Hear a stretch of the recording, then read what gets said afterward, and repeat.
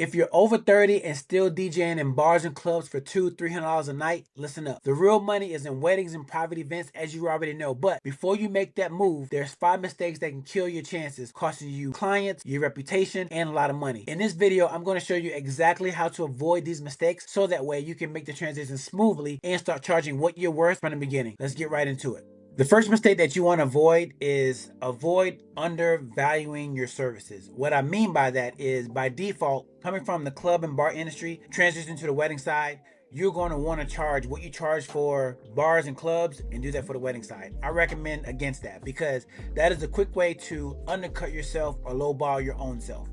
The proper way to do that is go to the website called The Knot. The reason why you want to go to The Knot is because The Knot is the hub for all things weddings. All your wedding vendors on here, wedding vendors, DJs, MCs, videographers, photographers, venues, they all pay to be on this platform to advertise their services. The Knot is a premier website where couples go to find their wedding vendors. Think of it as a one-stop shop for weddings. So once you go to The Knot, you want to go down to vendors and you're going to click on DJs. Once you go to DJs, you want to type in your city. So let's say, for example, if I was in, let's say, I don't know, I was in Thornton, Colorado. All right, hit search. So when I go to this site right here, there's a couple things you want to keep in mind. These first 2 pages, or these first two rows, these are their top paid services. So the DJ that's on here, they're paying extra to show up on these first 2 rows. So I'm looking at the DJs, I'm also looking at how many reviews they have, and I want to see how much they are charging. So looking at this guy right here, you want to go click on him, and what you want to see is what he is starting at. And he started with $250. Oh my goodness. This guy is charging $250 starting out, which makes sense why he has 512 reviews. All right, I wouldn't touch this price point, but this is good information. If you want to do a lot of weddings, you can charge very, very low prices and you can work yourself to death. I don't recommend doing that. All right, let's go to the next guy. This guy right here has 159 reviews and he's starting at about $1,000. All right, cool, noted. Let's go to the next guy. This guy right here has 1,100 reviews. I hope he isn't super cheap like the other guy. All right, he doesn't have his prices on here, so let's go to the next guy. This guy right here starting about $900. He got 337 reviews. So we got one guy that's at $1,000, and then we got another guy right here who is at $1,000. So it's safe to say that the going rate for DJ is around $1,000. So with that being said, what I would do is I would price myself somewhere around $1,000. I wouldn't go lower than that. All right, because really the only advantage that these guys have on you is they've already been on this platform longer than you. So you don't want to look at this and be like, okay, I can't charge as much because these guys have, X amount of reviews. No, it's okay. You are using this as information to find out what people are charging. So that way you're not coming in charging $100 an hour for a wedding or something crazy like that. So this is how you use this to find out, okay, where should you price yourself? Most weddings, they're about 4 to 6 hours.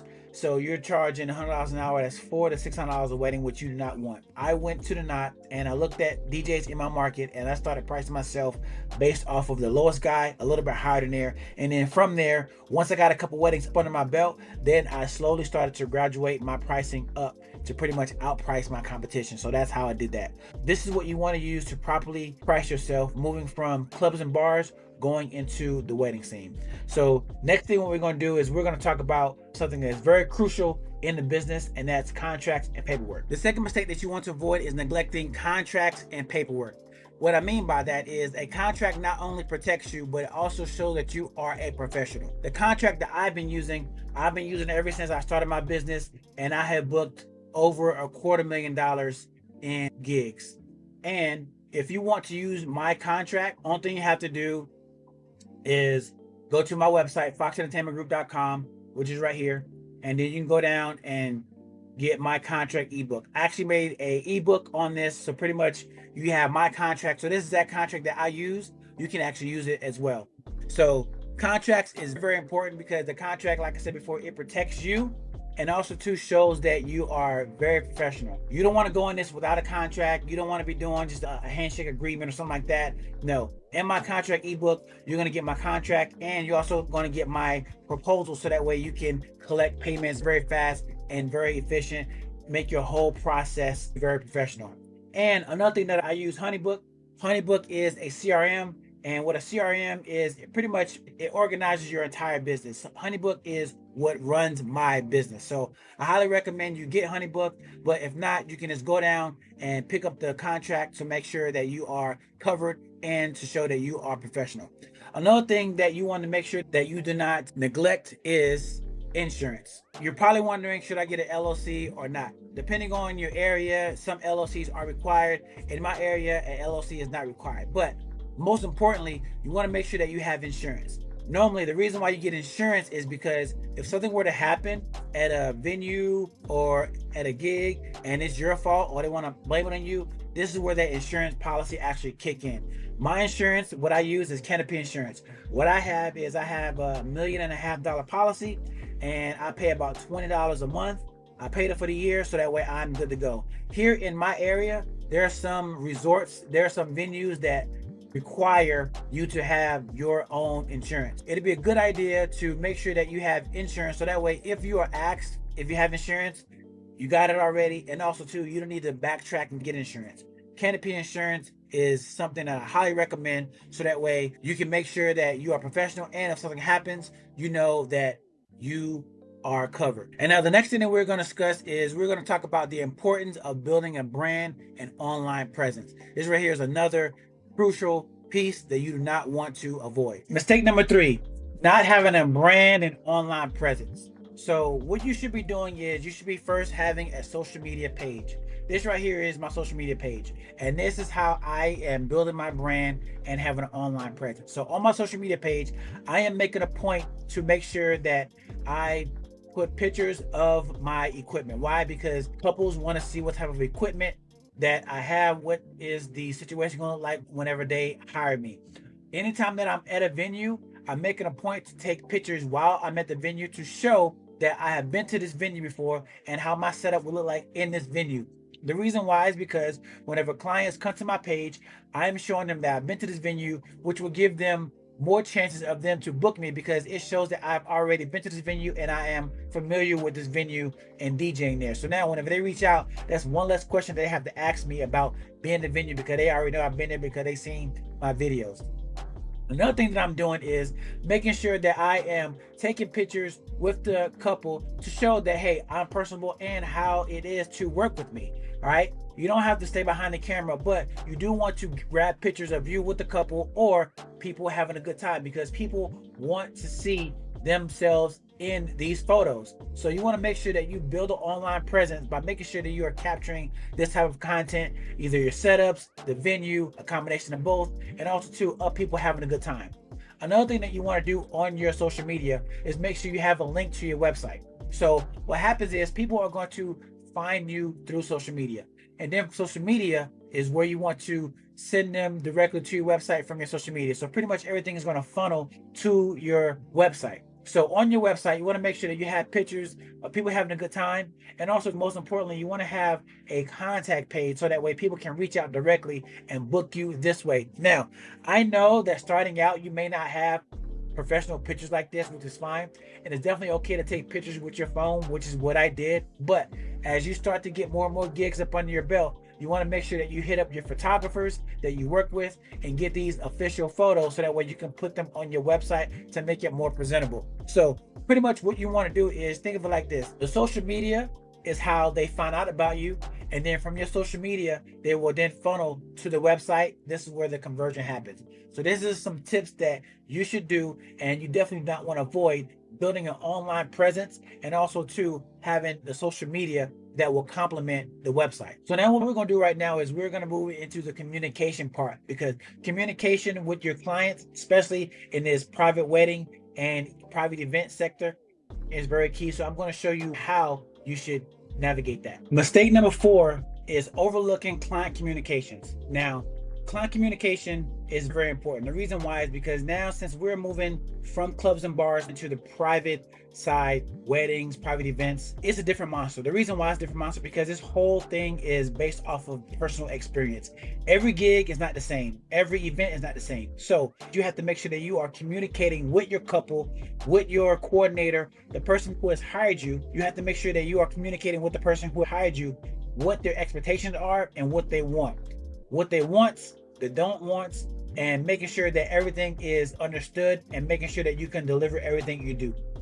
Unlike clubs, you can roll up to a club and you already know what people are going to be hearing, what people want to do, and things like that.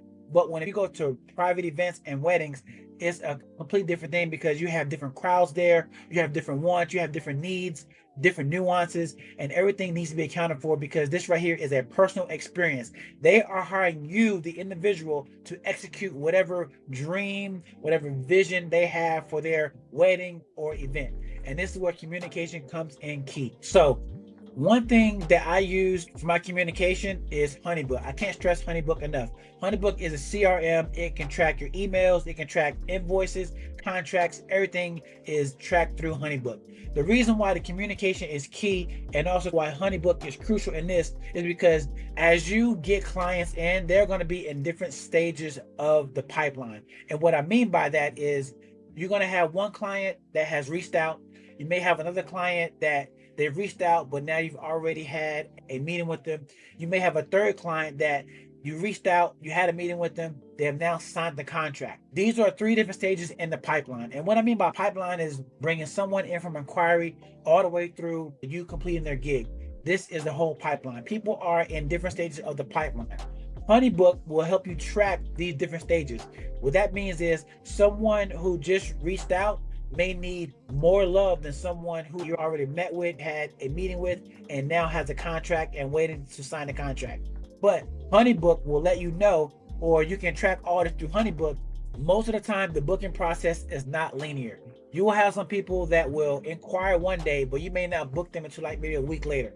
But also too, during that week, you may have other people that will come in and inquire and you move them along. To keep everything organized and to make sure, okay, who you talking to and what was said prior, this is where Honeybook comes in because you know where they are in the pipeline and how much love and how much communication that you need to give this person to move them along to the booking stage. So this is why Honeybook is very important into making sure you're keeping the lines of communication open. You can also help them by sending out different documents and getting their needs and their wants so that way you can help execute their vision, execute their wedding, execute their event 100% the way that they want. So at the end of the day, you should be communicating to make their event or wedding 100% of what they want and 0% of what they don't want. This is all happening in the communication. Before we get to the final step, I want to let you know about the Professional DJ Business Blueprint. This is my 8-hour DJ course that pretty much does all of this for you. So everything that we're going over right now, I actually put this in an in-depth,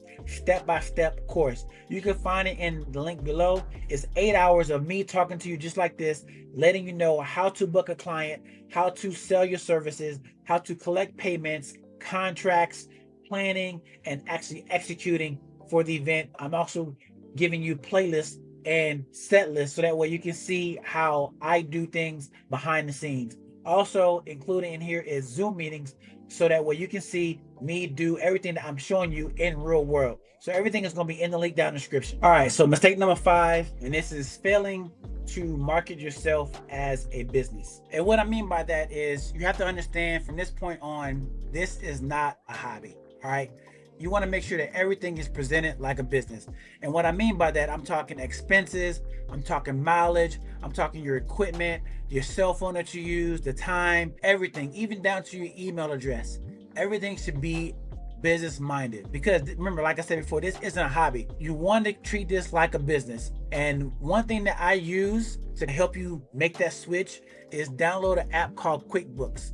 QuickBooks is an app that is going to track your whole business. It's going to track your expenses, your mileage, your receipts, everything that you use for your business, because at the end of the year, like I said before, this is a business and we are going to claim this as a business. And once you get into the habit of thinking like this is a business and not a hobby, you will start to think, okay, everything that I do, you want to make sure that it is tied to the business. That should be the number one question before you buy anything or go somewhere or do anything pertaining to this business.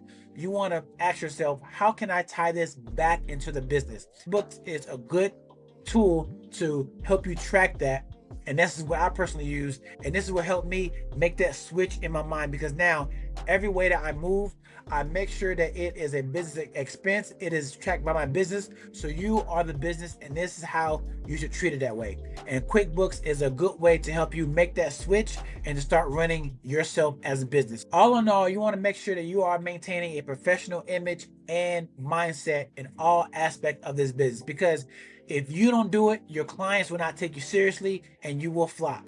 Use the tools that I'm telling you, like QuickBooks, to help you make that switch and make that mindset, and you'll quickly understand, okay, everything that you do, everything that you move, you should be able to tie it into your business. And just like how Jay-Z said, I'm not a businessman, I'm a businessman. And this is the best analogy that I can use to help you understand this is what it is. And now, if this video wasn't convincing enough, you and I can do a free one-on-one consultation, 15 minutes. And what we'll do is we'll get together, really go over rapport, go over your goals. And what we can do is we'll come up with a plan to reach your goals. If we need more time, what we can do is then go into a paid full 1 hour one-on-one coaching. So this is where now we will put together a plan, do it together. And I highly recommend that you do the one-on-one coaching, is because now it's in this setting. I'm sitting right here in front of you. We can screen share. We can do all these things to make sure you are on the right page for success. And if you want to find out how I book my corporate gigs, check out this video right here. This is a corporate gig that I did for JD Sports. I'm going to break down the entire process in this vlog. And also too, I'm going to show you how I booked this gig and how much they paid me.